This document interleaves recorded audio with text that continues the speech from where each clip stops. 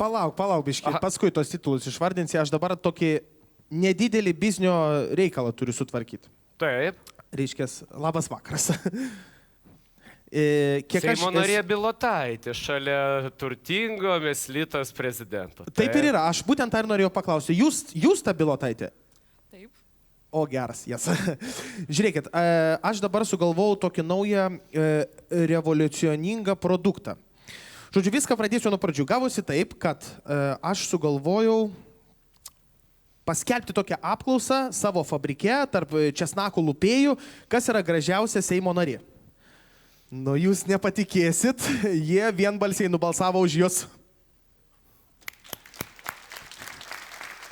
Taip, Agnė Bilotaitė. Tai dabar aš sugalvojau, kaip ir minėjau, tą naują tokį revoliucioningą produktą. Tai yra šaltmetinė dešra. Žilvinai, jūs nesijokit, aš tikrai labai rimtai šitą dalyką sakau. Šita dešra yra ne šiaip sau, jinai padėtų ne tik apsaugoti dantis nuo karieso, ne tik tai sumažinti rūgštingumą skrandyje, bet ir garantuotų puikų kvapą burnoje. Ką jūs galvojate apie tai? Visai neblogas pasiūlymas, bet klausimas, koks bus marketingas. Oi, labai gerai pastebėjau, tai būtent dėl to aš jūs čia šalia ir pasisodinau.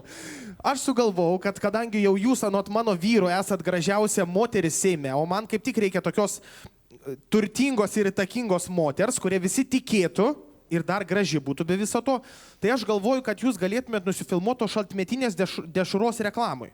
Dabar įsivaizduokit, kaip viskas vyksta. Aš jau matau, jau viziją matau, jau pats grinai režisuočiau tą reklamą. Toksai laukas, mėtų laukas, jūs einat susipynus kasas, liaudiškais drabužiais tokiais, einat per tą lauką, rankom mojuojat va šitaip ir sakot,